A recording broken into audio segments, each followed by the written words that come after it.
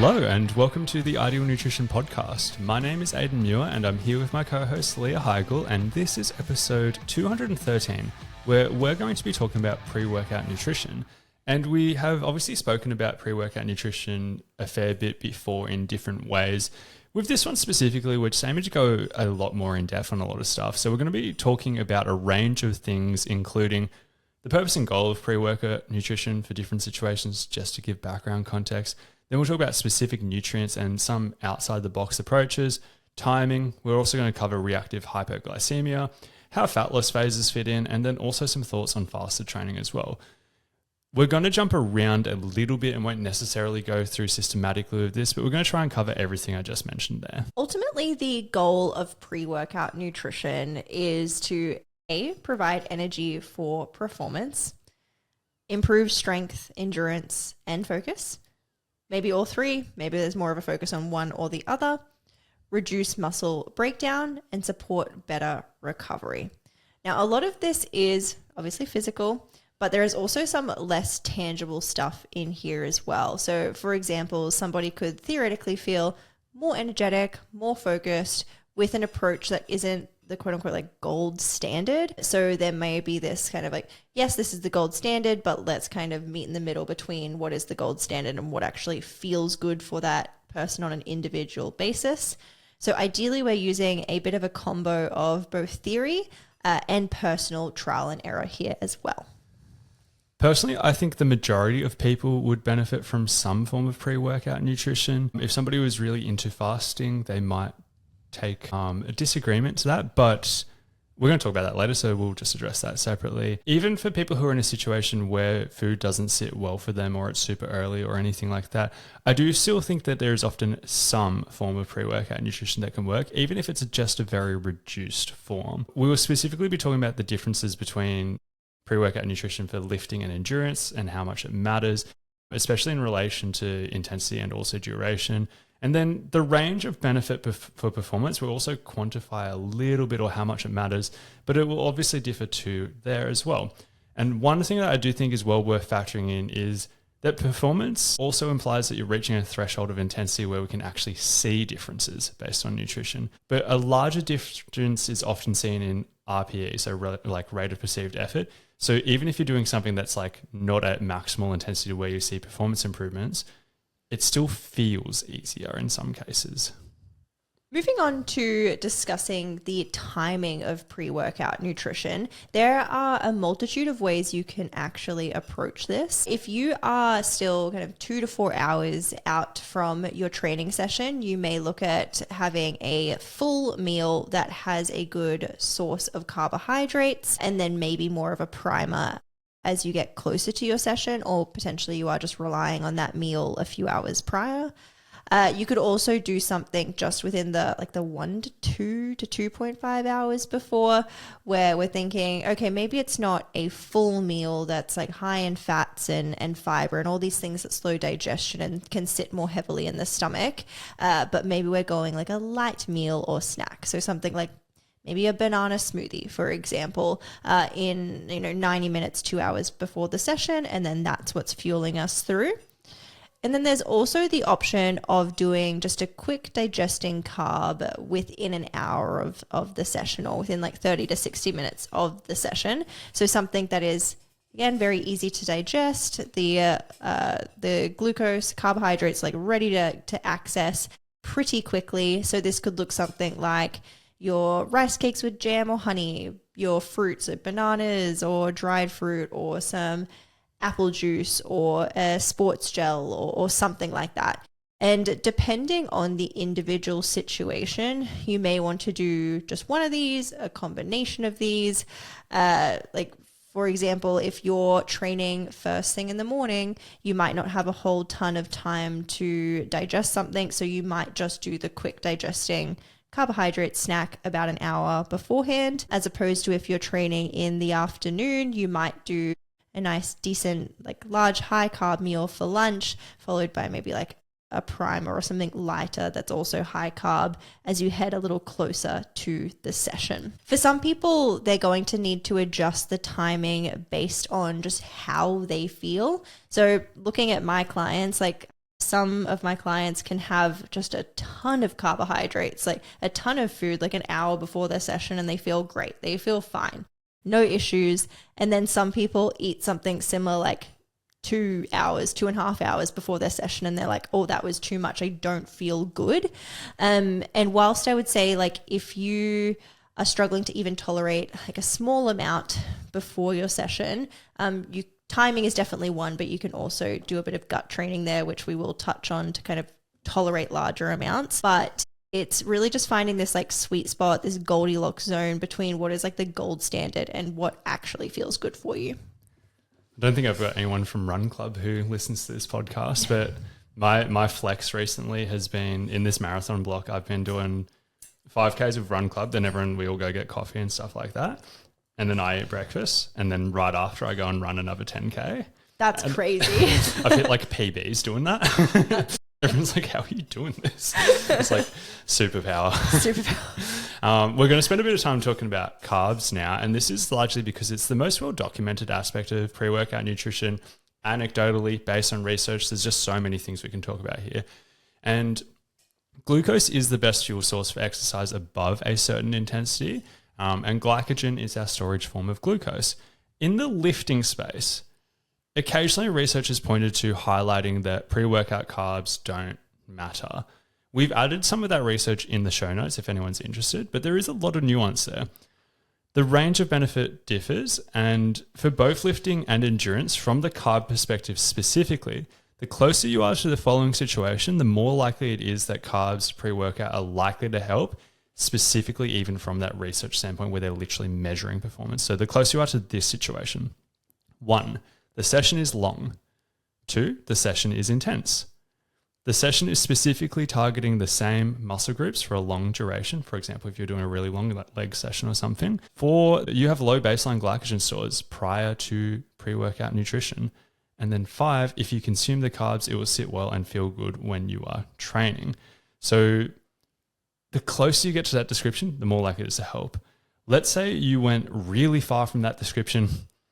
You're doing a short session, you're not training hard, you've had heaps of carbs the day before or something like that. Obviously, it's not really going to matter.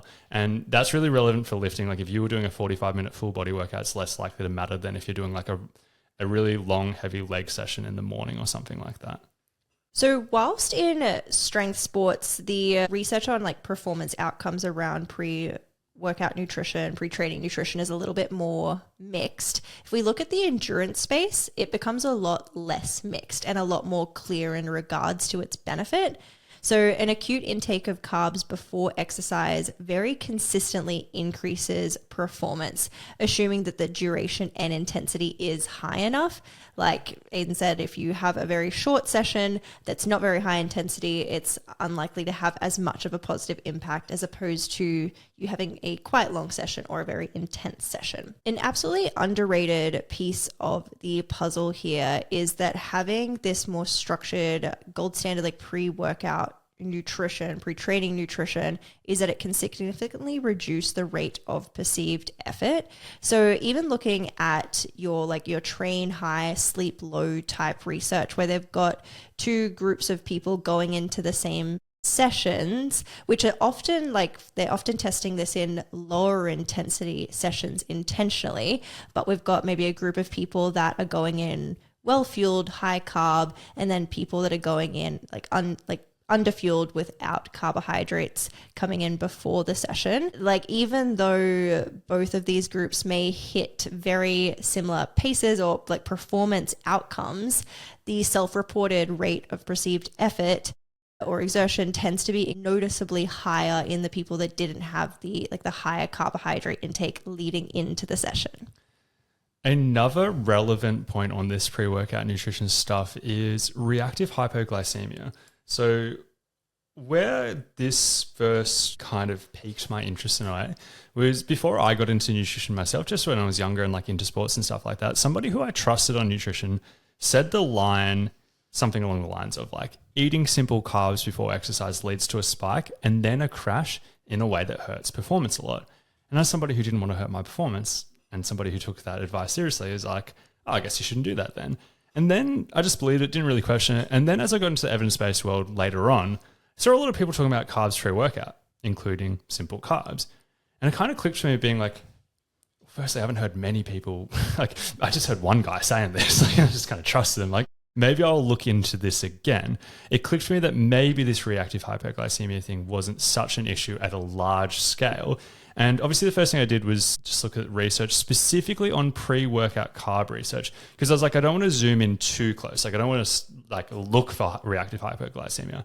I just want to look at like, does pre-workout simple carbs help performance or harm it? Because the claim was it harms performance a lot. Sure enough, most of the research leaned in favor of pre-workout carbs still. So I'm like, if this issue existed, it can't be relevant at a large scale on average, otherwise we wouldn't be seeing this. But of course, that still leaves individuals and individual like outcomes. In one of our recent podcasts, the insulin one we just did, we did talk about reactive hypoglycemia. And it's like, this is a thing and it is a thing that matters for sure. I just think like at the broad population level, not a huge thing. So there's definitely stuff in there though. Yeah, like clearly people who do experience reactive hypoglycemia in a way that does hurt performance, like that is something that might happen for sure in real life, but this is probably the minority of people on average, and most people aren't going to experience this, although it definitely does exist. A lot of the people that do notice symptoms that line up with hypoglycemia, when they do go to check this with something like a continuous glucose monitor, it is confirmed. So that's why we do know it does exist. It just seems to be not something that is highly prevalent as something that is like across the board a major concern. But with the rise of continuous glucose monitors, particularly in sport, we've noticed that reactive hypoglycemia, again, is not that common. So we've got, quite a lot of athletes jumping on board with like, yeah, let's do these like blood glucose monitors, just have them on. And we're noticing that, yeah, it's not something that is an overly concerning problem. To add extra complexity here, there is a possibility that some people technically do have reactive hypoglycemia, so it is something that they genuinely do experience, and pre-workout carbs either have a neutral or positive impact on performance still. So even if there is hypoglycemia taking place, there are still circumstances where having that pre-workout nutrition is still ultimately beneficial to performance. So our 2 cents here would be to not actively consider this as an issue, just given the research in the space. And I wouldn't test unless you have already identified symptoms within yourself that you feel are harming performance. But overall, a really interesting space. Moving away from carbs and talking a little bit about protein. So protein pre-workout doesn't directly or necessarily help with performance in a session. It does have the potential to help with muscle protein breakdown during the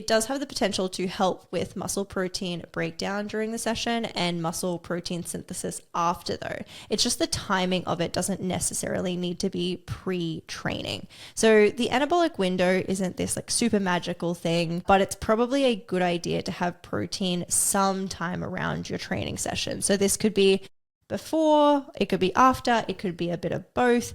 It just makes sense to have something in like the 3 to 4 hour window around your session to have a good dose of high quality protein, particularly for lifters. This makes sense essentially. Like if you're wanting to build muscle, it makes sense to be a little bit more on top of this. But for endurance athletes, particularly over long durations, there can be a bit more muscle protein breakdown than ideal. So protein maybe kind of spread through pre and post training could potentially help reduce this a little bit. So there are maybe some extra considerations there. I'd just be a bit cautious with having too much protein before a hard training session, just due to potential issues with digestion. And ideally you're wanting to go into your sessions ultimately feeling good.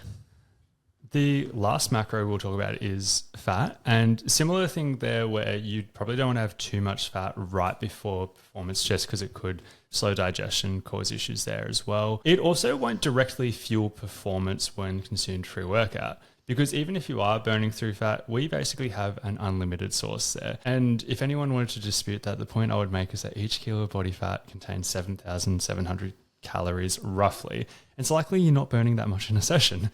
Because that, like, even if you're like shredded, like you have more than enough fat to fuel a workout or a session. From the other angle where I've talked about having it too close to a session could potentially cause issues, I have actually seen a few athletes, rare, but I've seen a few who've used this to their advantage, where maybe they, for whatever logistical reason, have had to have their last pre-workout snack or meal a little bit further away from their training session than they want to.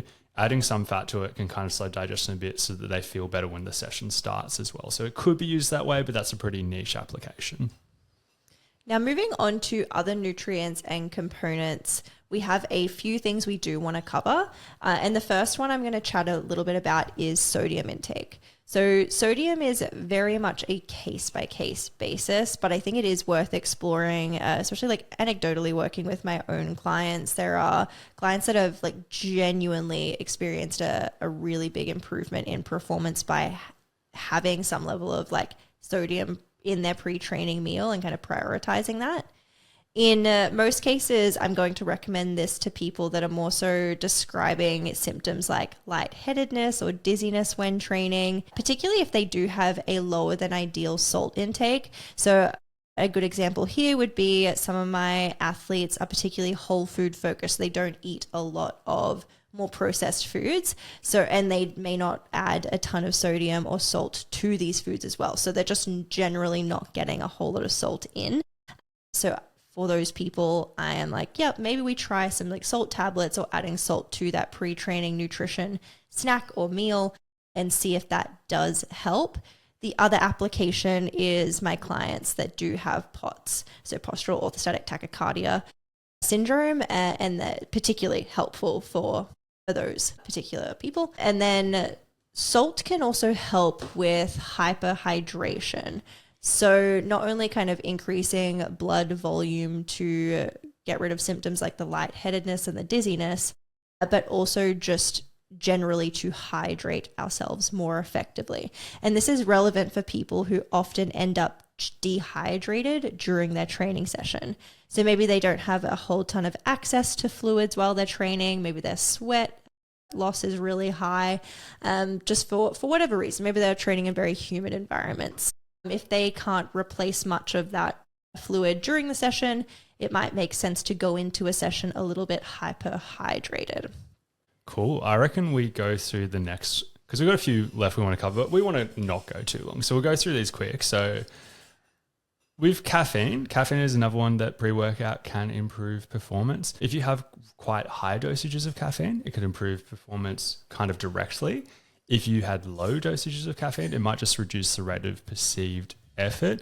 And obviously there's individual variation where one person's high dosage might be great for performance to them, and somebody else, it could leave them feeling very anxious with a very elevated heart rate.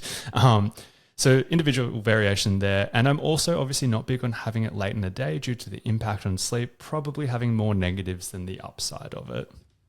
A little bit more of a niche one to talk about is glycerol. So it's just like rare. It's a bit outside of the box, but like sodium, glycerol can help with hyperhydration, particularly if you do the combination of the two. That can be very effective.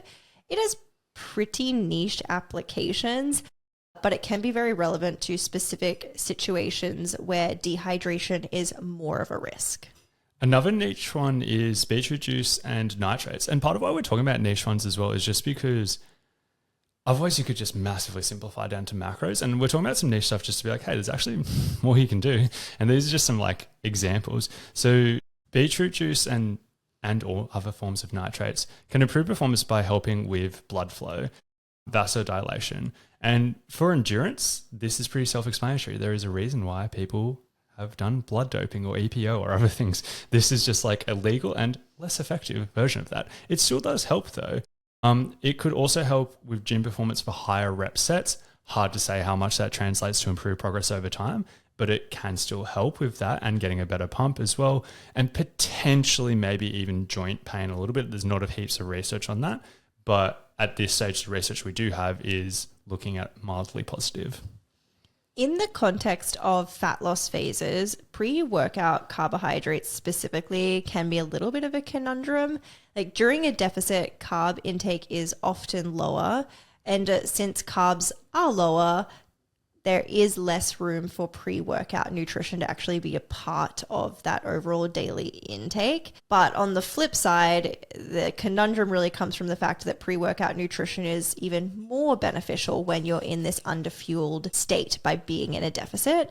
And that's because glycogen is often lower. So we don't have as full of a tank to work with, and we often don't feel as good. And eating before could help with both of these things. So obviously carb availability and us feeling better and more energized moving into the session. So ultimately what we would recommend doing here is just redistribute your carbohydrates in a way that makes sense around your training session. So maybe you're prioritizing carbohydrates pre-training and then lessening your carbohydrate intake somewhere else. So a common example here could be maybe you are training in the afternoon, so you have a particularly high carb lunch and a good pre-training snack mid-afternoon, but maybe your dinner is a little bit lower carb just to make up for the fact you've kind of like put it in the earlier half of your day. And the reason we've left fasted training towards the end is because I don't actively see it improving anything. The two things people would point to is fat burning or adaptations for endurance athletes. With the fat burning or fat oxidation, technically it is higher, but it doesn't actually lead to more fat loss over time if all other variables are the same, like the total amount of exercise is done and the total nutrition intake across the day is the same. It doesn't lead to further fat loss. So there's no reason that session needs to be done fasted. You could talk to the adaptations that occur in endurance athletes. There are very much real adaptations that occur, but if we look at the research looking at performance outcomes, at this stage, and we have a decent amount of research at this stage now, it hasn't translated to improved performance. And for every anecdote you could point to of people who've had success with approaches like this, there are way more success stories of people on high carb diets who are fueling their sessions with carbs as well. So the flip side of that though is it's also fine to do it. For example, if somebody has a random zone to run or something like that, and they just want to do it fasted, in many cases, that's fine. That's not going to make them a worse athlete either if their total nutrition and training is the same. The only hesitation I have with saying that is I don't want to be out there being like, oh, it's fine, anyone could do it, and then risk somebody listening to that who probably shouldn't do that. For example, if somebody has a history of disordered eating, I change my stance. I would no longer be like, it's fine. I'd be very cautious of this. I probably do not recommend this. If somebody is suffering from hypothalamic amenorrhea or REDS, potentially low energy availability, like I probably wouldn't do it either, because maybe the inherent act of training fasting might be detrimental, or at the absolute minimum, it takes away from the opportunity to get enough total food in, which would probably help in all of those situations.